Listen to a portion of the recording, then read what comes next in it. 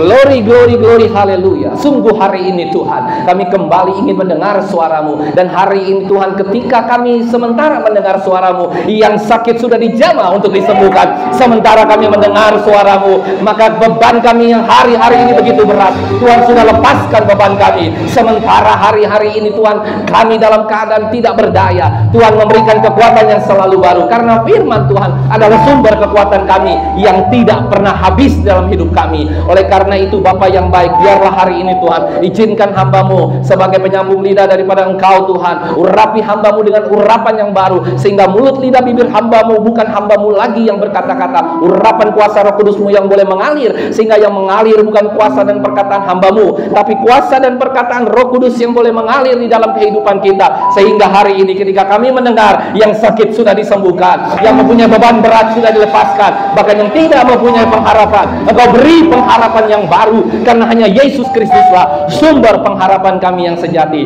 Terima kasih Bapa yang baik, dan kami yakin dan percaya ketika kami pulang dari tempat ini, kami tidak seperti kami datang, tapi kami pulang penuh dengan kemenangan, kami pulang penuh dengan sukacita, kami pulang penuh dengan damai sejahtera, karena Allah yang kami sembah, ya Allah yang luar biasa dalam kehidupan kami. Terima kasih Bapa yang baik, berfirmanlah, kami akan duduk diam mendengarkan firman-Mu seperti telinga seorang murid dan hati seorang hamba. Seluruh umat Tuhan yang percaya, sekali lagi kita katakan bersama-sama, amin. Sekali lagi kita katakan bersama-sama, amin. Ada haleluya? Silakan duduk Bapak Ibu Saudara yang terkasih. Shalom. Ada haleluya? Ada amin? Haleluya. Nah, hari ini kita akan masuk dalam satu serial mengenai surat kitab Wahyu. Hari ini kita akan bicara tentang eksposisi kitab Wahyu, yaitu Wahyu pasal 2 ayat 1 sampai yang kelima. Wahyu pasal 2 ayat 1 sampai 5. Nanti kalau Bapak Ibu Saudara sudah menjumpai ayat ini, mari kita bangkit berdiri, kita akan baca berganti-gantian. Sementara saya baca ayat yang pertama, Bapak Ibu Saudara baca ayat kedua, nanti kita berganti-gantian, dan kita terakhir akan baca ayat yang kelima. Wahyu pasal 2 ayat 1 sampai 5, surat kepada jemaat di Efesus, bicara tentang eksposisi kitab Wahyu. Mari kita buka bersama-sama, dan Bapak Ibu Saudara saya undang untuk bangkit berdiri, kita baca firman Tuhan berganti-gantian. Sudah ketemu? Yang sudah ketemu katakan amin. Yang belum ketemu katakan aman.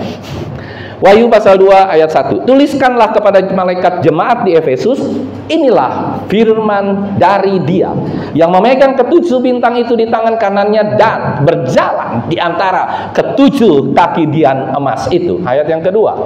Aku tahu saudara-saudaramu, baik dari kalianmu maupun teman-temanmu. Aku tahu bahwa engkau tidak sabar terhadap orang jahat, bahwa engkau telah mencobai kekayaan dan menyakiti rasul. Tetapi yang sebenarnya tidak demikian, bahwa engkau telah mendapati mereka berdosa. Dan engkau tetap sabar dan menderita oleh karena namaku, dan engkau tidak mengenal lelah. Ayat keempat.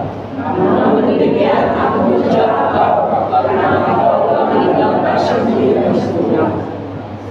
Yuk kita baca bersama-sama. 1, 2, 3. Sebab itu ingatlah betapa dalamnya engkau telah jatuh, bertobatlah dan lakukanlah lagi apa yang semula engkau lakukan. Jika tidak demikian, aku akan datang kepadamu dan aku akan mengambil kaki dianmu dari tempatnya jikalau engkau tidak bertobat. Silakan duduk Bapak Ibu Saudara yang terkasih. Nah, hari ini kita akan melihat mengapa Tuhan mencela jemaat di Efesus. Mengapa Tuhan mengatakan bahwa mereka semua sudah melakukan partnya dengan baik, mereka sudah melakukan partnya dengan luar biasa, mereka sudah Tuhan sudah melihat bahwa mereka ini jerih lelahnya luar biasa, ada ketekunan, mereka sabar, mereka tidak menjadi pendusta, dan mereka mungkin hari-hari ini tetap sabar menderita, dan luar biasa mereka ini adalah hamba-hamba Tuhan, jemaat yang tidak mengenal lelah. Namun demikian, di ayat keempat, sungguh-sungguh sangat mengagetkan. Namun demikian, aku mencela engkau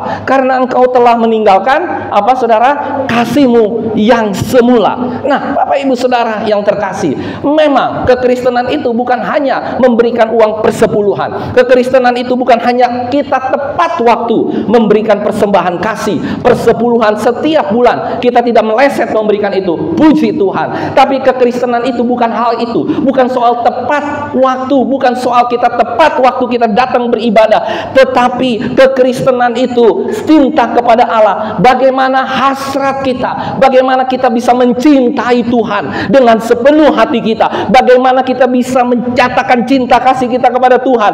Dan cinta kasih kita kepada Tuhan itu bukan cinta yang biasa-biasa saja, tetapi cinta yang mula-mula. Yang percaya katakan amin.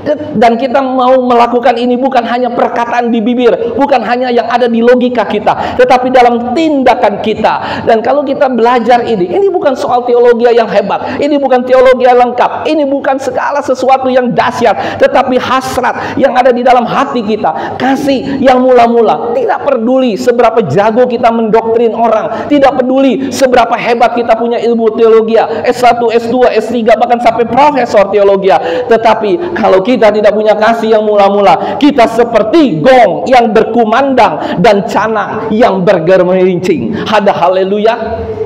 Seperti gong yang bergumacang, seperti tong kosong. Tong kosong nyaring bunyinya. Nah, oleh karena itu Bapak Ibu Saudara, bagaimana kita bisa regain first love? Bagaimana kita bisa kembali kepada kasih mula-mula? Kita akan membagi menjadi dua bagian besar. Kita akan membagi menjadi dua outline besar supaya kita perlu mengerti tentang kasih yang mula-mula. Yang pertama, mengapa kita bisa kehilangan kasih mula-mula? Coba kalau saudara pikirkan baik-baik. Yang pertama, mengapa kita bisa kehilangan kasih mula-mula? Yang kedua, bagaimana kita bisa mengambil balik kasih yang mula-mula itu kembali kepada diri kita? Coba kita lihat lagi sekali lagi Wahyu pasal 2 ayat yang kelima ini. Dikatakan apa? Wahyu pasal 2 ayat yang kelima ini sungguh luar biasa. Demikian firman Tuhan. Sebab itu, ingatlah betapa dalamnya engkau telah saudara jatuh. Bertobatlah dan lakukanlah lagi apa yang semula engkau lakukan. Jika tidak demikian, aku akan datang kepadamu dan aku akan mengambil kaki dianmu dari tempatnya jikalau engkau tidak bertobat. Dari kalimat ini kita mengerti pertobatan. Ingat, garis bawahi, banyak hamba Tuhan yang mengatakan pertobatan adalah berbalik ke jalan. Dari kita jalan seperti ini, kita berbalik menuju ini. Benar atau enggak? Banyak orang pendeta, guru teologi yang mengatakan kalau kita bertobat, tadinya kita jalan ke timur, kita kembali ke barat. Ya Pak ya? Itu sebenarnya benar tidak, salah pun tidak terlalu salah dan tidak terlalu benar. Tapi itu hanya ngambang. Yang benar adalah waktu kita bertobat, kita bukan kembali ke jalan yang sebenar, tetapi kita kembali kepada Sang Pencipta. Kita kembali kepada kasih kita mula-mula. Entah itu ada di timur, entah itu ada di barat, ada di utara, tapi kita kembali kepada Tuhan, kembali kepada kasih kita kepada Tuhan. Bukan kembali kita turn back, itu bukan, tetapi kita harus kembali. Kita harus kembali kepada personalnya, yaitu siapa? Tuhan kita, Yesus Kristus. Dan Bapak Ibu Saudara, mengapa kita bisa kehilangan kasih mula-mula? Kasih yang begitu penuh dengan hasrat, kasih yang begitu luar biasa dalam kehidupan kita. Kita pasti semua pernah mengalami kasih mula-mula. Ya apa ya? Setiap orang di sini pasti pernah mengalami kasih mula-mula kepada Tuhan kita Yesus Kristus. Ada haleluya? Tos dulu kiri kananmu. Pernah mengalami kasih mula-mula. Ada haleluya? Pernah nggak ngalamin kasih mula-mula? Tapi kenapa kita semakin hari kasih mula-mula itu semakin hari semakin redup, semakin hari semakin redup. Bahkan kadang-kadang saking redupnya kita tidak lagi mencintai Tuhan, kita tidak lagi mencintai sesama kita, bahkan kita jauh daripada kasih Tuhan. Kenapa Bapak Ibu Saudara? Kenapa itu bisa terjadi? Kalau orang baru pertama kali jatuh cinta, apa yang terjadi dalam kehidupan kita? Pertama kali kita jatuh cinta, maka segala sesuatu dunia ini menjadi indah. Ada amin? Siapa di sini yang pernah jatuh cinta? Selalu kita jatuh cinta, pasti segala sesuatu indah. Pasti kita rasanya ingin ketemu setiap hari. Ada amin? Setiap hari kita ingin berjumpa, setiap hari kita ingin ketemu, setiap hari. Bahkan telepon pun bisa sampai ketiduran. Kita bisa telepon dari jam 10 malam mungkin sampai pagi. Ada yang pernah mengalami hal itu? Ada amin? Itulah orang kalau sedang jatuh cinta, apa? Berjuta rasanya. Berjuta, gimana Pak Thompson? Rasanya, kalau saya bilang bermiliar rasanya. Dikenang, dijemung, apa? Amboy rasanya. Ada haleluya, jatuh cinta. Tapi ketika kita sudah tidak jatuh cinta lagi sama orang itu, ketika sudah begitu banyak tantangan, rintangan, pencobaan, sehingga kita mundur dari jatuh cinta tersebut. Ya apa ya? Suami istri kalau lagi jatuh cinta, pasangan, baik yang lagi pacaran, baik yang lagi, luar biasa. Dia bilang, lautan akan kuseberangi, gunung akan kudaki. Apalagi saudara? Harimau akan aku bunuh untuk aku mendapatkan cintaku. Kalau di Papua kan masih banyak harimau ya. Harimau akan kubunuh, ya kan, aku akan mendapatkan cintaku. Aku berani pasang badan, mana dadamu, ini dadaku. Ada haleluya, ya kan. Begitu luar biasanya kita jatuh cinta. Saya waktu jatuh cinta sama ibu gembala, saudara, cintaku berat di ongkos. Ada haleluya. Bayangin saudara, dari Jatinegara saya waktu itu masih tinggal di Ciledug. Waduh, luar biasa.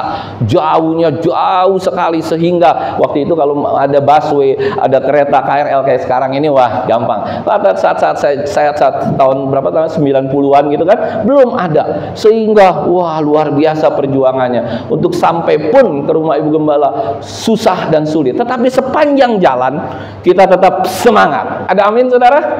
Itu namanya jatuh cinta. Bapak ibu saudara, hari-hari ini kalau ke gereja semangat nggak? Atau jalannya begini? Masuk gereja jalan santai. Lalu saudara masuk ke gereja jalannya buk-bak, pintu gereja pun didorong gitu kan, sampai ada orang yang di belakang di pintu gereja bisa pingsan. Itu namanya saudara lagi jatuh cinta. Cara duduk orang jatuh cinta dengan orang tidak jatuh cinta itu beda. Cara duduknya pun beda. Dia akan duduk senang, seger, wah melotot, saudara. Tapi kalau udah nggak jatuh cinta, sebodoh amat. Lu mau ngomong apa, kayak mau apa. Orang pasangan juga kalau udah clash, nggak jatuh cinta, pasti dia akan mengalami perbedaan-perbedaan. Ada haleluya. Sekali waktu ada satu kisah yang luar biasa. Ada pasangan suami istri yang sudah kurang lebih umurnya 80 tahun, sang suami, sang istri umurnya 74. Jadi beda berapa tahun Bapak Ibu Saudara? 6 tahun. Nah, pasangan ini begitu romantis saudara. Jadi dimanapun mereka berada selalu pegangan tangan. Di sini siapa? Pasangan suami istri yang sudah nikah 50 tahun masih pegangan tangan. Oh yang benar, masih pegangan tangan. Wah, Pak Thompson ya. Wah luar biasa, masih pegangan tangan, ya kan? Ya kan, jangan sampai suaminya di sana, istrinya di sini, istrinya di sini, suaminya di sana. Wah jauh, kalau bisa ada 5 meter antara suami sama istri. Masih gandengan tangan, masih pegangan tangan, luar biasa, ya kan? Seringkali kan sang suami udah, kamu jalan lama amat sih, jalan dong cepetan dikit, udah tua kali kau, kayak gitu kan?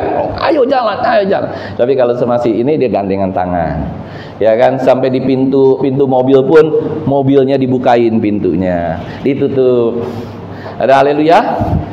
Jangan tutup sendiri, cepet. Waduh, bagaimana sih kau? Nah, kan kayak gitu-gitu kan. Udah nih, ini pasangan suami istri setiap kali gitu kan, ke mall, kemana, selalu gandengan tangan. Terus kalau turun di pintu mall, dibukain pintunya. Sama si sang suami buka pintu, langsung, bukain istrinya, cetret, ya kan, istrinya buka. Nah sekali waktu sudah 2 tahun, sang satpam melihat itu, ingin belajar sama sang suami. Si sang suami ditanya begini, Om, katanya kan udah tua ya, dipanggil, Om, bagaimana rasanya dan bagaimana caranya bisa punya rahasia seperti ini, bisa romantis sampai kakek-kakek, nenek-nenek? Terus Si Om bilang, oh iya itu biasa. Biasa kita selalu gandengan tangan. Terus bagaimana caranya kita bisa Om bisa membukakan pintu setiap kali? Ya memang sih baru 2 tahun ini saya bukakan pintu untuk istriku. Biasanya dia buka sendiri. Ternyata Bapak Ibu Saudara, kata si Om, pintu mobil saya rusak, nggak bisa dibuka dari dalam. Jadi sang istri nggak bisa buka pintunya, sang suami harus membuka pintu dari luar. Ya ini just anekdot, just bercanda. Tapi ada satu hal yang kita lihat di sini. Kalau orang punya kasih mula-mula itu berbeda, saudara. Saya sering ukur diri saya sebagai seorang hamba Tuhan. Saya sering ukur diri saya sebagai seorang pendeta. Tidak main-main loh kasih mula-mula. Kasih mula-mula tuh saudara selalu bersemangat dalam melayani Tuhan, bersemangat dalam ibadah, bersemangat dalam berdoa. Ada haleluya? Siapa di sini yang masih bersemangat kalau berdoa? Halo, kecuali anak-anak teologi, Pak Tongson, waduh, Bu Oma, semangat berdoa. Kecuali anak-anak teologi ya kan, pagi-pagi harus bangun pagi. Saya juga pernah ngalamin, malam harus absen lagi gitu kan, digojlok terus. Nah saudara, siapa yang masih bersemangat baca firman Tuhan? Itu namanya kasih mula-mula. Karena ini adalah surat cintanya Tuhan kepada kita semua. Ada amin? Ini surat cintanya Tuhan kepada kita semua. Sehingga kalau kita nggak punya kasih mula-mula, bagaimana kita lakukan itu? Waktu dulu saya pertama kali bertobat, ya kurang lebih SMA kelas 1 ya, tahun 83. Saya itu ke gereja Om Hani Mande, salah satu pendiri GPDI di Ketapang. Jalan dari Kelapa Gading sampai ke gereja GPDI Ketapang itu di kota itu luar biasa jauh, saudara. Tapi ketika saya nggak punya dana, nggak punya apa-apa, saya berusaha untuk jalan ke sana. Ada ibadah youth hari Sabtu, ibadah raya pada hari Minggu. Saya berusaha untuk jalan, tapi di tengah perjalanan hati saya selalu sukacita. Ada haleluya. Lagunya apa? Saya masih ingat. Ku berjalan kemana?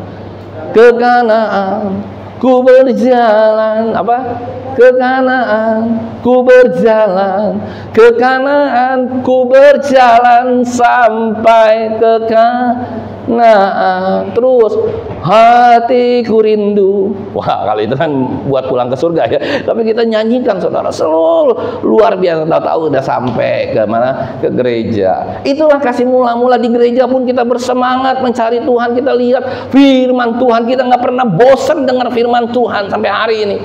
Itu yang namanya kasih mula-mula, Bapak Ibu Saudara. Kalau itu sudah hilang dari kehidupan kita, kita udah lost contact. Saudara pernah lost contact nggak sama Tuhan? Pernah nggak saudara sekali waktu lost contact sama Tuhan? Dan sering lost contact, sering kali handphone saudara nggak dapat signal dari Tuhan, sering kali saudara nggak punya kontak yang begitu intim sama Tuhan. Hati-hati, hati-hati. Disitulah kalau kita berpacaran, kalau kita punya istri, kalau kita punya suami, pasti kita selalu mau berkomunikasi setiap hari. Ya apa ya? Siapa di sini yang punya suami istri, yang sudah jadi suami istri, komunikasinya 1 minggu 1 kali? Ada nggak? Rata-rata kita komunikasi 1 minggu 1 hari 2-3 kali. Iya apa ya? Saudara, kalau itu saja kita bisa lakukan bagi manusia, bagaimana kita nggak bisa lakukan itu bagi Allah? Harusnya Allah itu lebih luar biasa. Dia mau menyatakan cinta kasihnya kepada kita.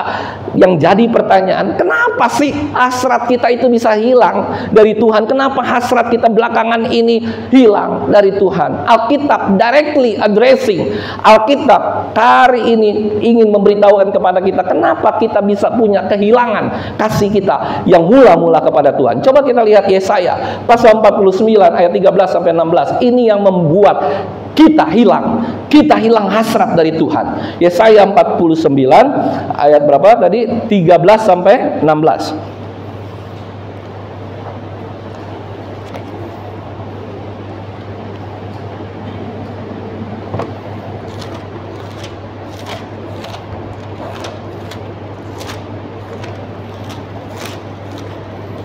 Ya, saya baca ayat 13, nanti kalau Bapak Ibu Saudara mau baca ayat yang ke-14 monggo.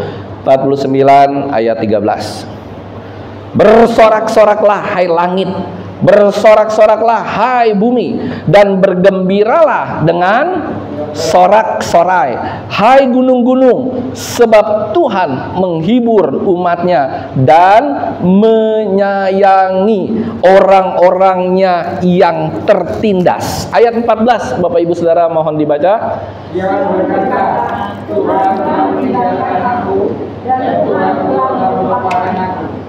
Dapatkah seorang perempuan melupakan bayinya sehingga ia tidak menyayangi anak dari kandungannya? Sekalipun dia melupakannya, aku tidak akan melupakan engkau. Ayat 16.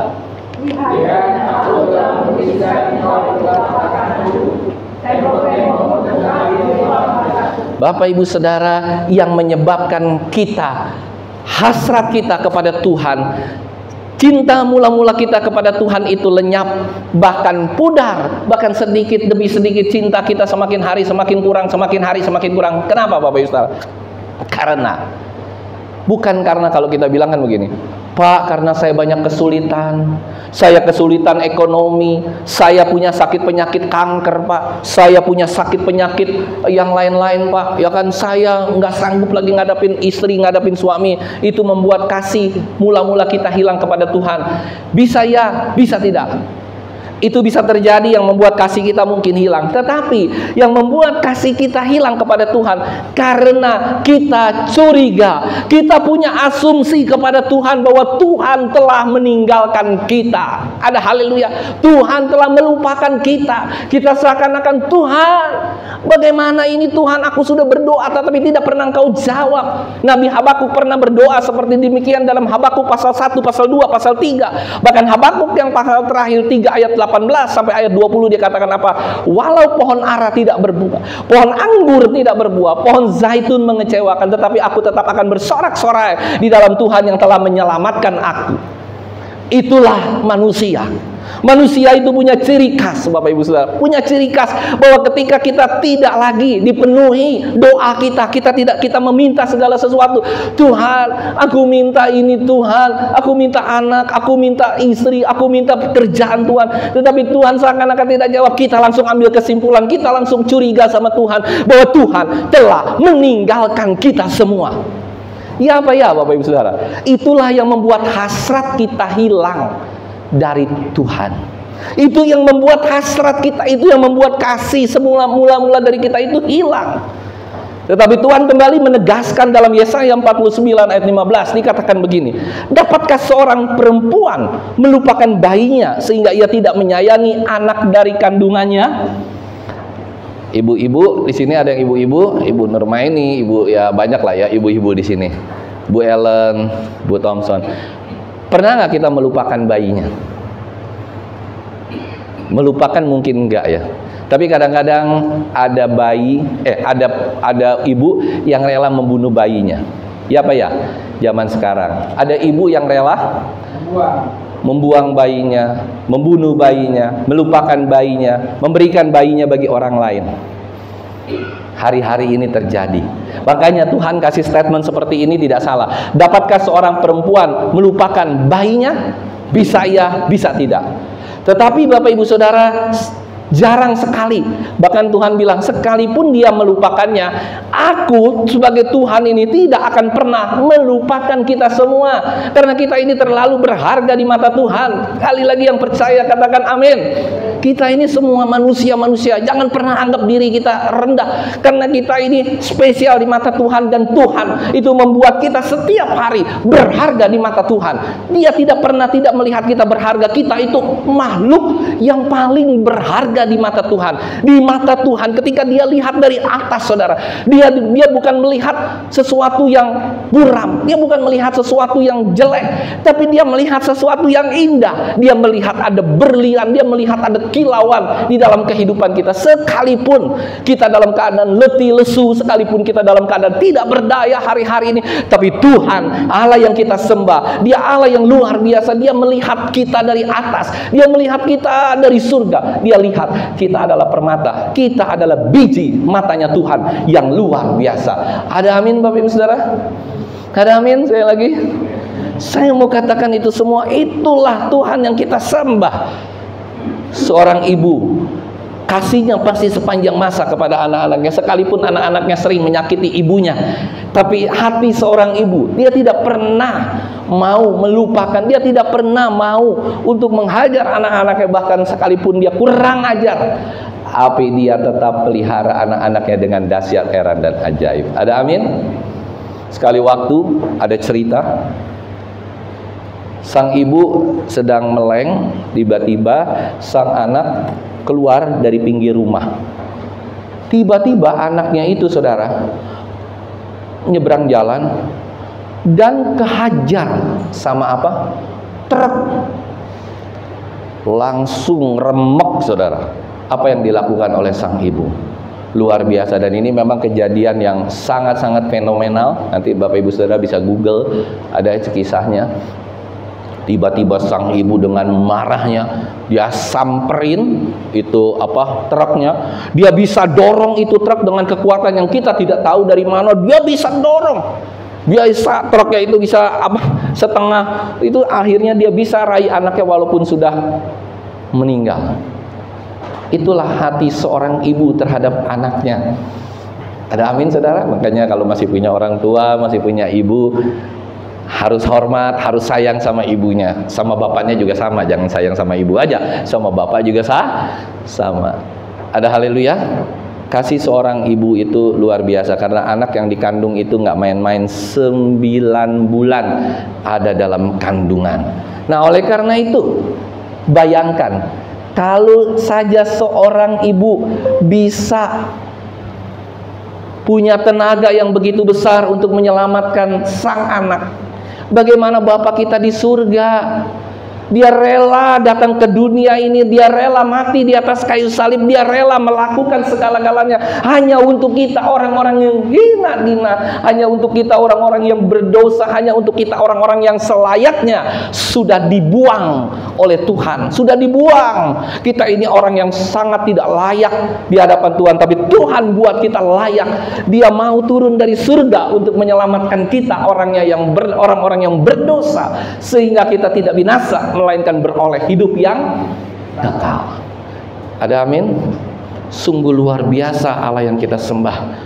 Dia Allah yang dahsyat, Dia Allah yang luar biasa, Dia Allah yang heran dan ajaib. Dan ini, saudara perhatikan ayat 16, kita belajar di sini. 49, Yesaya 49 ayat 16, supaya kita mengerti semengerti-mengertinya tentang kasih Tuhan kepada kita yang tidak terhingga. Ayat 16 kita baca. Lihat, lihat, sekali lagi Bapak Ibu Saudara. Aku telah melukiskan engkau di telapak tangan apa telapak kaki? Telapak tanganku. Tembok-tembokmu tetap di ruang mata. Jadi begini.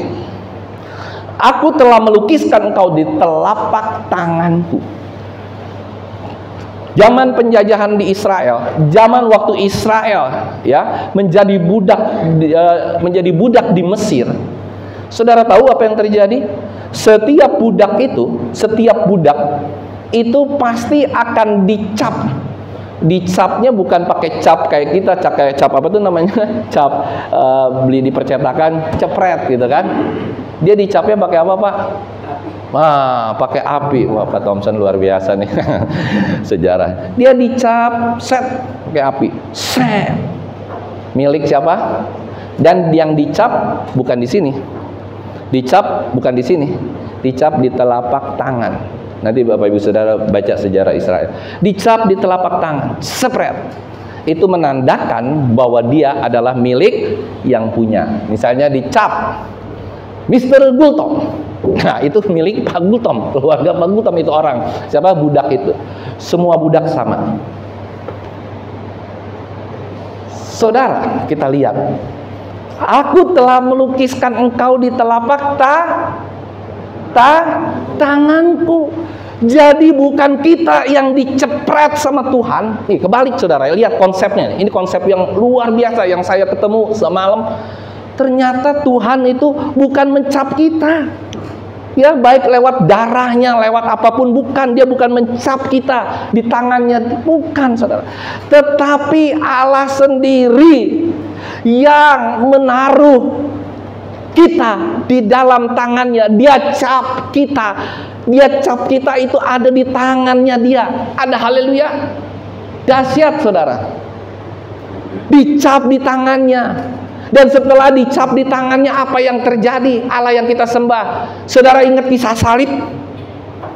Waktu Thomas menanyakan, apakah engkau Yesus? Coba lihat dulu. Telapak tangan apa telapak kaki? Telapak tangan yang Makanya Alkitab itu rentetan cerita, bukan hanya dari Perjanjian Baru. Alkitab itu rentetan cerita dari Perjanjian Lama, dari Yesaya sampai Perjanjian Baru. Kenapa Yesus tidak maaf ya, kenapa Yesus tidak bilang begini, nih tanganku yang bolong, dari belakang bolong juga nggak? Dari belakang bolong dong, dari depan bolong. Kenapa nggak dia bilang, nih tanganku nih yang bolong? Tapi Yesus kasih lihat sama Thomas telapak tangan. Bukan, ini apa ya namanya? Kalau ini telapak tangan, ini apa Pak namanya? Punggung ya, punggung tangan. Jadi kalau orang ngegaplok, makanya kan orang dulu, kalau orang belajar teologi ya tahu, kenapa orang gaplok dari apa? Dari pipi kanan apa pipi kiri dulu? Pipi kiri apa pipi kanan ya? Anak-anak teologi. Pipi kanan dulu ya? Pipi kiri dulu ya? Kalau pipi kiri, baru kasih pipi. Jadi begini saudara. Ya, kalau saya praktekin, ini kan pipi kiri. Plok. Nah, membalikannya kan nggak mungkin begini saudara. Plok, plok. Gitu. Nah, balik lagi yang tadi. Jadi, Tuhan itu luar biasa. Dia sudah memplanning dari kitab Yesaya. Di kita itu sudah diukir, sudah dimasukkan di telapak tangannya. Artinya apa saudara? Tidak main-main. Dia rela mengaruniakan, dia rela berkorban, dia rela menyalibkan dirinya, dia rela telapak tangannya memberitahukan kepada kita semua bahwa dia Allah yang sangat mengasihi kita. Dia Allah yang tidak akan pernah melupakan kita. Yang percaya katakan amin. Dia Allah yang sudah menaruh di telapak tangannya sendiri, Bapak Ibu Saudara. Bukan di telapak tangan kita, bukan di telapak tangan kita dicap Yesus, bukan. Tapi di telapak tangannya Allah ada kita.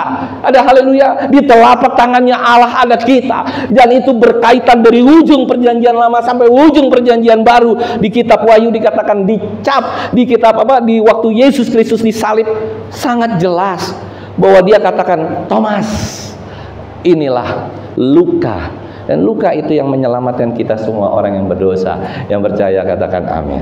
Itu yang menyelamatkan kita. Jadi kalau kita hari ini tahu tentang hal ini, sekalipun dunia boleh runtuh, Jakarta boleh hancur, Indonesia boleh tidak ada lagi, tetapi kita di mata Tuhan tetap ada di dalam hatinya sampai selama-lamanya. Yang percaya katakan amin. Kita tetap ada di mata Allah, kita tetap ada di hati Allah, kita tetap ada di tangan Allah, kita tetap ada di seluruh tubuh Allah sampai selama-lamanya. Dan Tuhan tidak pernah kehilangan hasratnya kepada kita. Ada, haleluya. Dia tidak pernah kehilangan cintanya kepada kita. Dia tidak pernah kehilangan rasanya kepada kita. Sekalipun kita seringkali menyebalkan, kita seringkali berdosa setiap hari, seringkali kita nggak pernah ada penyembahan yang benar kepada Allah. Tetapi Tuhan tidak pernah kehilangan hasratnya. Karena kita adalah anak-anak Tuhan yang dikasihi dengan sangat luar biasa. Tuhan itu menunjukkan bahwa dia itu menyayangi bukan hanya secara materi. Dia menyayangi jawanya saja dia berikan kepada kita. Tapi kebalikannya, kita sering mengumpulkan bukti. Kayak bon kita kumpulkan. Nih Pak ya, ini Tuhan ya. Bon yang pertama, Tuhan tidak menjawab doa saya hari Senin. Bon yang kedua, Tuhan tidak menjawab doa saya minta pekerjaan. Bon yang ketiga, evidence atau bukti yang ketiga, Tuhan tidak memberikan saya anak, Tuhan tidak memberikan ini, Tuhan tidak memberikan itu. Itulah yang kita kumpulkan setiap hari, yang seharusnya itu adalah sampah dalam kehidupan kita, yang tidak perlu kita kumpulkan. Yang percaya katakan amin.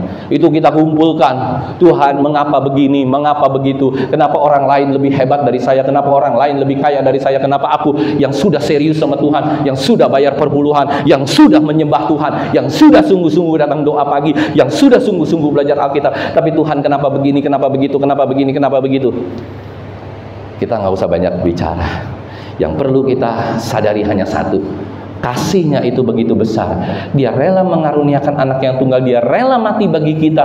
Itu untuk menyelamatkan kita. Itu sudah kasih yang tidak ternilai harganya bagi kita semua. Yang percaya katakan amin. Itulah yang pertama, saudara. Kenapa kasih yang mula-mula dari kehidupan kita hilang? Itu yang saya mau katakan. Banyak kita yang hanya memikirkan egoisme kita, banyak kita yang hanya memikirkan hal pribadi kita. Dan yang kedua, bagaimana kasih itu bisa balik dalam kehidupan kita? Bagaimana kasih mula-mula itu bisa membangun kita kembali, bisa balik kita kembali, saudara? Bagaimana caranya? Coba, bagaimana caranya kita bisa membalikan itu semua kembali kepada kasih mula-mula? Tidak ada cara lain.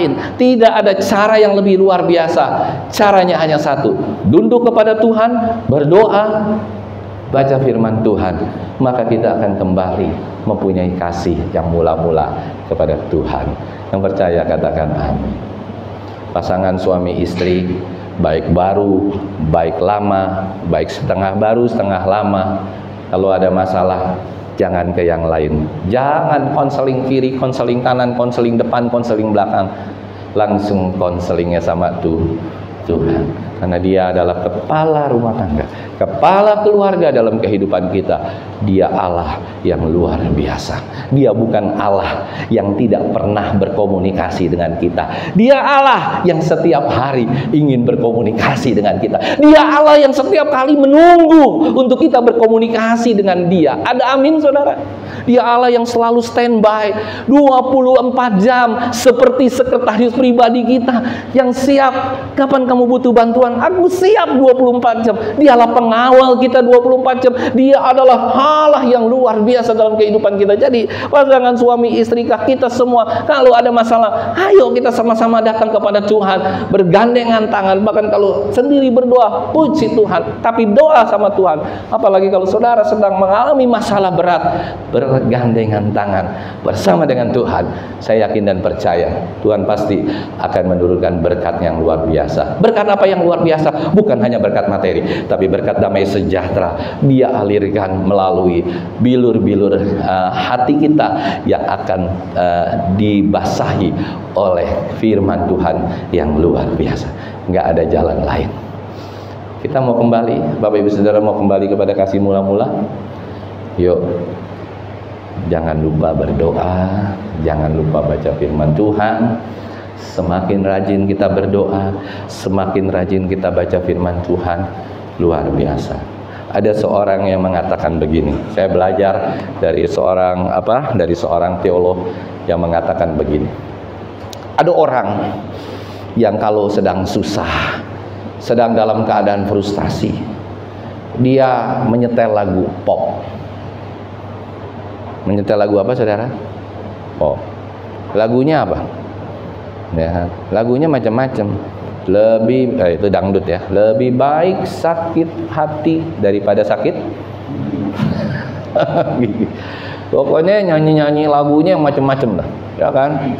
Wah, udah lagu pop, lagu ini karena hatinya sedang gundah gulana. Jadi lagu pop itu dipakai untuk orang-orang yang sedang sakit gundah gulana. Tapi saudara perhatikan baik-baik. Waktu kita sering kali nggak sadar hal ini, kita sering kali bilang sama Tuhan, Tuhan, aku dalam keadaan pusing, aku dalam keadaan gundah gulana, aku perlu healing. Kan manusia sering kali begitu, aku perlu healing, aku perlu refreshing, aku perlu ke gunung, aku perlu ke laut, aku perlu ini, pulang-pulang aku segar kembali. No, nggak pernah ada kesegaran rohani yang dihasilkan dari luar. Yang percaya katakan amin. Kesegaran rohani itu hanya satu, ketika ada hatimu yang mengalir, maka yang ada di depanmu akan menjadi berubah luar biasa. Ada amin, saudara? Berbeda. Kalau engkau hanya refreshing, sekarang gini, kalau kita lagi dalam keadaan susah, bukan susah uang ya, susah yang lain-lain lah. Kira-kira senang nggak kalau suatu saat, misalnya Pak Yono, tiba-tiba dalam keadaan susah, bukan susah uang ya, uang ada segala macam, ada lah gitu. Tiba-tiba ada orang gujuk-gujuk memberikan uang 100 juta atau 200 juta. Kira-kira senang nggak Pak Yono? Jujur ya, jujurlah padaku. Senang nggak kira-kira? Itu senangnya dari dalam apa dari luar? Dalam.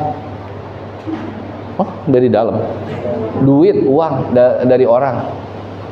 200 juta dikasih gitu. Waduh, bisa-bisa kawin lagi kan?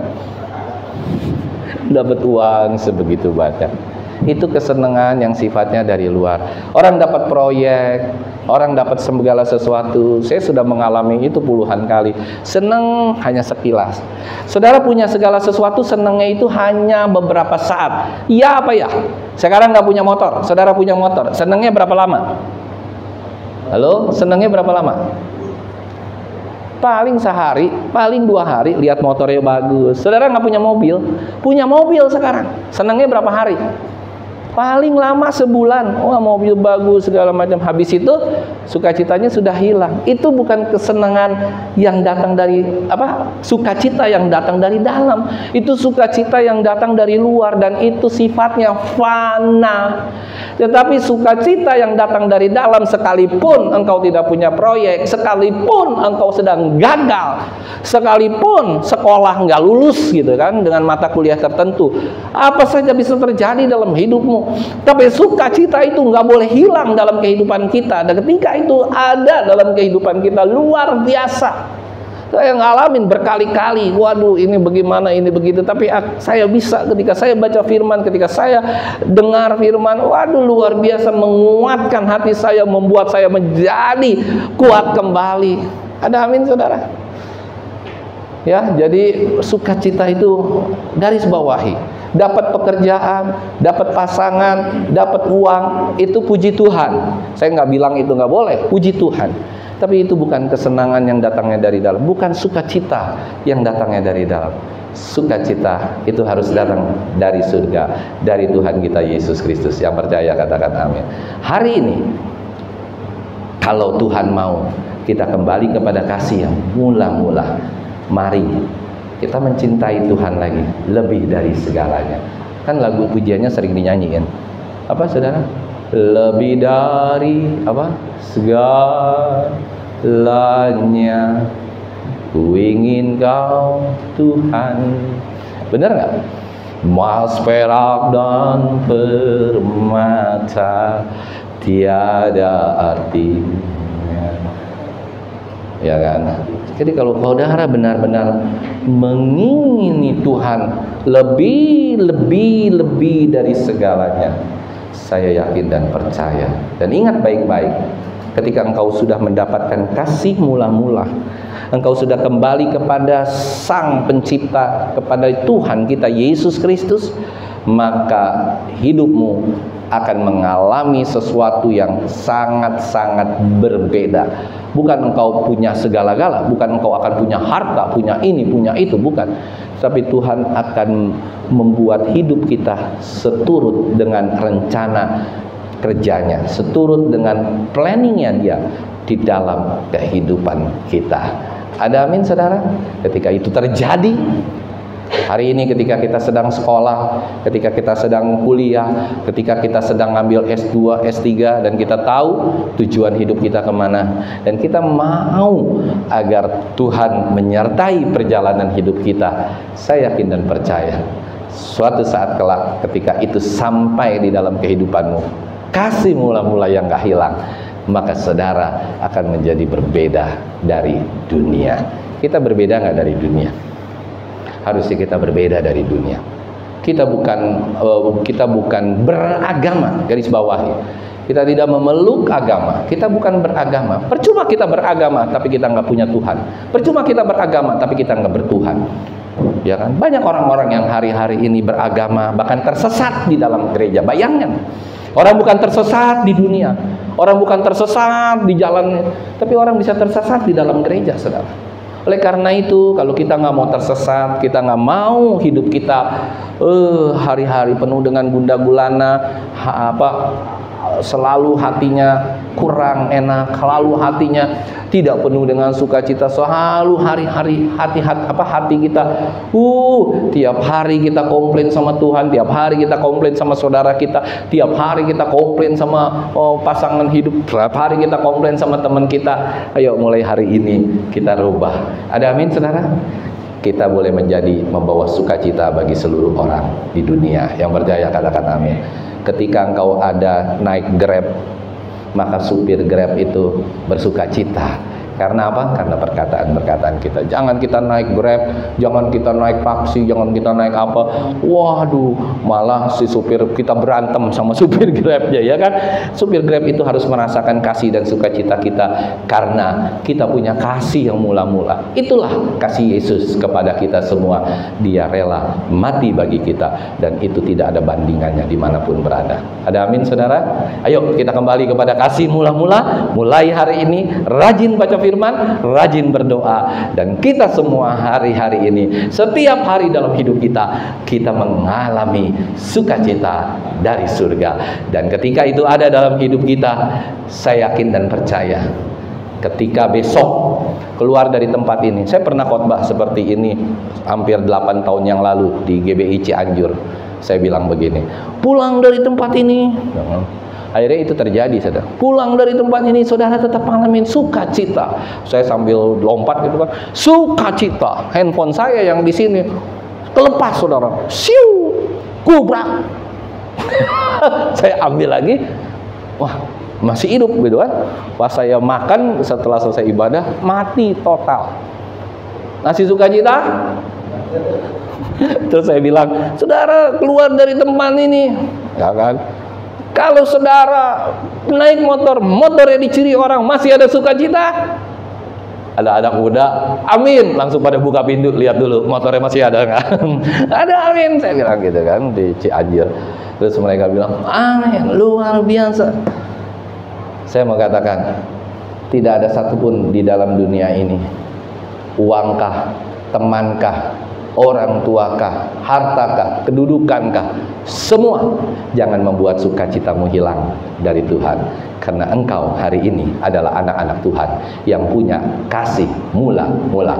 Tos dulu kiri kananmu, hari ini ada kasih mula-mula. Tos dulu kiri kananmu, hari ini ada kasih mula-mula. Tapi jangan begitu dong, masa begini? Jangan begitu dong. Kasih mula-mula, kasih mula-mula ya. Senyum dulu dong. Kasih mula. Ayo dong sambil senyum. Kasih mula-mula. Haleluya. Gitu. Kasih mula-mula. Kasih mula-mula. Kasih mula-mula. Ada haleluya? Jangan gitu ya. Mulai hari ini kita dengan sukacita, penuhi gereja ini dengan sukacita, dan ketika saudara keluar dari tempat ini, saudara sama siapapun, saudara punya kasih mula-mula, saudara bisa punya kasih seperti Yesus mengasihi kita semua. Amin. Tuhan memberkati.